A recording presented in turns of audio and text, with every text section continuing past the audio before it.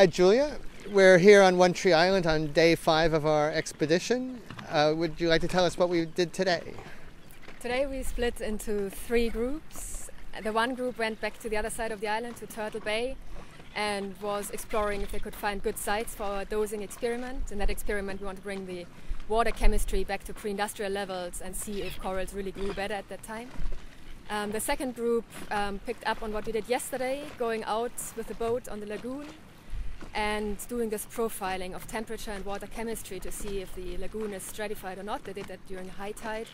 And then the third group went out with the boat during low tides, repeated this profiling, but also was seeing if we can find actually better spots on the other side of the lagoon where we could perform our dosing experiments. So there are investigations at really 2 spatial scales. One is at the scale of what, some tens of meters or 10 meters, and another one that's more at lagoon scale.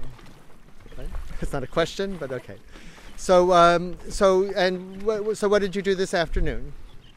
So I went out on the boat during the low tide, doing this profiling of temperature and water chemistry, but we also had a look at the border between the 2 lagoons. So this One Tree Reef really consists of one main lagoon and a second one, and then a third small one to the west. And between when there's low tide, the water level in the lagoon is higher than out in the open ocean. How is that possible? Because the algae flat around the lagoon comes out when the tide drops. And it takes the water a time to get through this pie crust of algae and corals. And for this reason, for several hours during low tide, the water level is still higher in the lagoon than outside in the ocean. And it's also, the water level is higher in the main lagoon as compared to the second lagoon. And we think that we can take an advantage out of this occurrence because for several hours the water is flowing from the main lagoon to the second lagoon over this algae flat, and the coral cover out there is actually pretty nice. We had a look at it yesterday and today, and we took samples at the inner side of the algae flat towards the main lagoon, and then also a few meters further down towards the second lagoon, so along the flow of the water.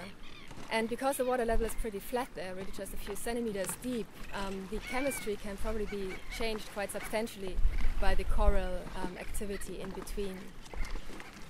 And so Jack, I believe, is in the lab right now measuring samples, and when he gets to these samples, we'll see whether this ecosystem affected the chemistry of the water as it flowed over the algal flat. Yeah, and we're very interested to see these results. So thank you very much. I think that's enough for today's video diary from One Tree Island.